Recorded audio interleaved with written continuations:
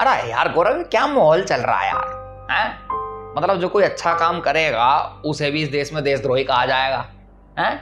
बताओ, कंगना रनावत पे राजद्रोह का आरोप लग गया है यार। हाँ तो पर आप लोगों को इस चीज में इतना अचंभा क्यों हो रहा है?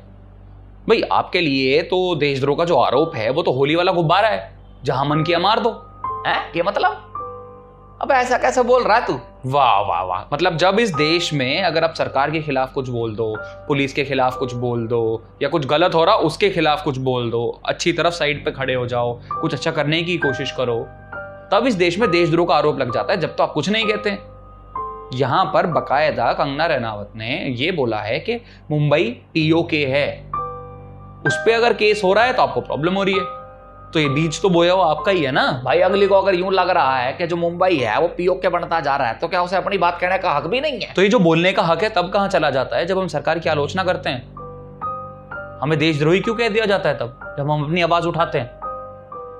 मतलब गुजरात में एक कमिश्नर के खिलाफ एक पत्रकार ने कुछ लिख दिया तो उसके ऊपर देशद्रोह का आरोप लग गया, है ना।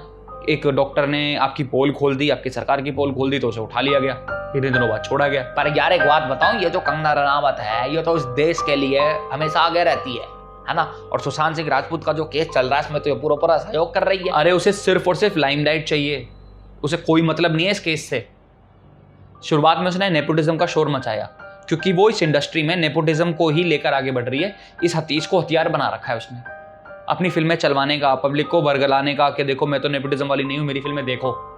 ठीक है, आप में बहुत टैलेंट है, बहुत टैलेंटेड हैं, आप बहुत अच्छे एक्टर हैं, मगर ये हमेशा लाइमलाइट में रहने का जो आपका तरीका है नहीं, बहुत गलत है। शुरुआत में हमने नेपोटिज्म का शोर मचाया, जब देखा केस उस पे से उतर रहा है, यहाँ पर अब नेपोटिज्म वाली दाल नहीं गल रही है, तो उसने सीबीआई का शोर मचाया। जब उसको देखा कि सीबीआई ने केस ले लिया है, उसके बाद इसकी लाइमलाइट जारी है, तो उसने ड्रग्स का उठाया। मतलब एक से दूसरा स्टेप, दूसरे से तीसरा स्टेप, सिर्फ और सिर्फ लाइमलाइट के लिए, ताकि मैं न्यूज में बनी रहूं।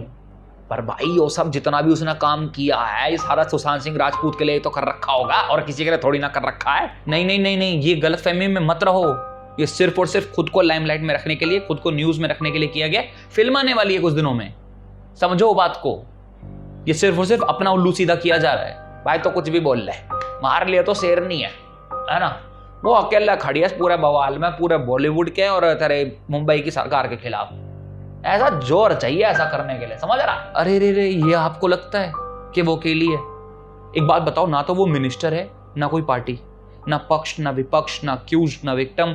इस केस से कोई लेना देना नहीं है उसका, फिर भी उसको बाय दर्जे की सिक्योरिटी मिली है। भाई जो मिनिस्टर हैं, जिनको असली में जान को खतरा है, उनसे तो आप छीन लेते हैं और ऐसों को दे देते जिनका बेवजह अपना शोर मचाकर ट्विटर पे शोर मचाने वाले को आपने सिक्योरिटी दे दी है।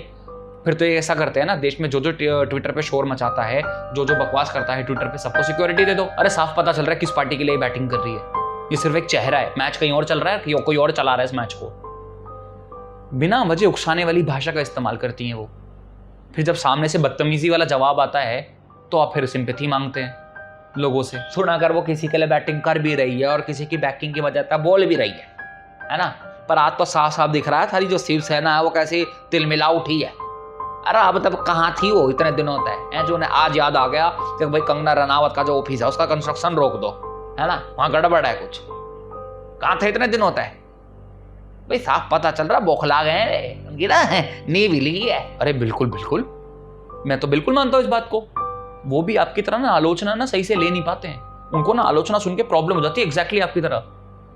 भाई अगर किसी से बदतमीजी से बात करोगे, किसी से मतलब आप उनके माँ बाप पर जाओगे, तो वहां से करारा जवाब तो मिलेगा, है ना। और एक चीज बता दो, ये जो वाई सिक्योरिटी देने का जो प्लान है ना, इसके पीछे ये ही एक मकसद है कि जो बयानबाजी है ना ये चलती रहे। भाई उसकी मर्जी, वो तो बोल लेगी, है ना। भाई शेर तो नहीं दाढ़े करे और दहड़ दहड़ दे, कभी सबके नाम ले होगी वो। कौन कौन थाड़े बॉलीवुड में ड्रग्स लेता है, सारे राज खोल लेगी बॉलीवुड के। कौन कौन एडिक्ट है और कौन सा ड्रग ले हुआ है और कितना कितना ले हुआ है, दिन में कितनी बार नशे में पड़ा रहा है, पता ना क्या बुरा हाल सारी बॉलीवुड का। तो भाई भगवान बचाए। अच्छा, मतलब अगर वो नाम लेगी तो आप मान लोगे? अरे बिल्कुल मान लेंगे भाई। वो छोरी तो कतई कतई सच बोल रहे और कतई क्लियर कट झूठ क्यों बोल लेगी वो, उसका कोई मतलब ही ना झूठ बोलने का। सारी बात मानने जाओगे बेटे उसकी, तू देख। तो अब जब इसकी मानोगे तो आप अदिन सुमन की भी मान लो। भाई अदिन सुमन और कंगना रनौत कुछ सालों पहले रिलेशनशिप में थे, है ना, और एक न्यूज़ एजेंसी को और एक मीडिया हाउस को उन्होंने अपना एक इंटरव्यू दिया था, उसमें एक बयान दिया था कि कंगना खुद भी ड्रग्स लेती हैं और उन्हें पूरी पूरी कोशिश करती हैं जबरदस्ती ड्रग्स देने की। अरे हाँ, अध्ययन सुमन तो शेखर सुमन का बेटा भाई, वो तो ऐसी बात कहेगा ही। और इसके पापा भी तो इस केस में सुशांत सिंह की तरफ खड़े हैं, है ना भाई। उनकी लाइमलाइट रह जाएगी, कंगना ले जाएगी, तो उन्हें उसमें डर लग रहा है कि ओहो यो मैडम अगर ना ले जा कहीं से लाइमलाइट, मैं खींच लो अपनी तरफ, तो इसलिए बोल रहा छोरा। महाराज जी उन्होंने आज नहीं कहा है, कई साल पहले कहा था, है ना। और रही बात लाइमलाइट की, कंगना रनौत को लाइमलाइट चाहिए, शेखर सुमन को नहीं। उनके पास काफी है, ठीक है, उनका नाम ही काफी है। और रही बात केस की, ये जो छापेमारी करके 59 ग्राम गांजा बरामद कर रहे हैं और शोर मचा रहे हैं कि हमने गांजा बरामद किया है, ये किया है, वो किया है। अरे किसी हॉस्टल में अगर छापा मार लेते ना, इससे 10 गुना ज्यादा बरामद हो जाता। आए बड़े, आज तू देख रिया ने भी जेल होगी, है ना, गई जेल में, होगी गिरफ्तार, मान लिया ना कि उसने वो भी ड्रग लेती है। अरे सारे ड्रग एडिक्ट है ससुरे। अरे तो बस इस काम के लिए जब एनसीबी है, सीबीआई है, वो जांच कर रही है, तो कंगना रनावत कौन है? क्या वो जज है? क्या वो कोई एजेंसी है जो कि यहाँ पर अभी इन्वेस्टिगेशन कर रही है? वो कौन है? वो क्यों है बीच में? जिन पेडलर्स को ये बोल रहे हैं कि हमने उन्हें गिरफ्तार किया है, उनमें से 2 तो जाकर कोर्ट में पलट गए हैं, कहते हैं जी हमें तो मारपीट के हमसे बुलवाया गया है। अरे बिना वजह किसी की मौत का माइलेज लेकर अपने आप को लाइमलाइट में ला रहे हैं, तो ये तो बहुत ज्यादा स्टुपिडिटी है। और रही बात इस बात की कि आपको कोई मुंबई में नहीं आने देगा, जब उनके शहर को आप गाली दोगे तो ये तो होगा ही, वहां के लोगों को आप उकसा रहे हो कुछ गलत बोलने के लिए, और आपके पीछे जो बैकिंग है वो आपको पूरा धकेल रही है। सिर्फ और सिर्फ पॉलिटिक्स चल रहा है यहाँ पर। हाँ यार, ये बात तो तेरी थोड़ी समझ सी आई मेरे यार। मतलब इस केस में बिहार वाली जो लोग हैं वे भी एक पक्ष हैं, सुशांत सिंह राजपूत की फैमिली है वो भी एक पक्ष है भाई, रिया चक्रवर्ती की फैमिली और रिया चक्रवर्ती भी एक पक्ष है। जहाँ तक के अब बिहार सरकार हो गई और महाराष्ट्र सरकार हो गई, ये भी एक एक पक्ष हो गए हैं, क्योंकि अब तो भिड़ ही जा रही है सबकी। पर यार यो कंगना रनौत बीच में कहाँ उड़ा उल्लू सीधा करना है, मेरे समझ नहीं आई। यो कितना इस केस में घुस गई। ये तो वही वाली बात हो गई, गली में बच्चों का मैच चल रहा और अंकल आ जाते हैं ना, बेटा एक गोल कराइयो। माँ कसम बचपन में ऐसा गुस्सा आया करता कि उसी बल्ले से सूत दूं, वो वाला हाल चल रहा है। किसी के बाप पे जाया जा रहा है, कभी पीओ के साथ तुलना की जा रही है, और फिर सामने से हरामखोर जैसे शब्दों का इस्तेमाल हो रहा है। भाई गंद मच रहा है, पूरा गंद मच रहा है। भाई हरियाणा सरकार के एक मंत्री ने तो पूरा साथ दे दिया था बयानबाजी में कंगना रनावत का, है। फिर अब वॉइस सिक्योरिटी भी मिल गई है, तो यार ये तो जाहिर है कि कहाँ से बैटिंग आ रही है, कौन मैच खिला रहा है और किस तरह से बैटिंग करवाई जा रही है ना।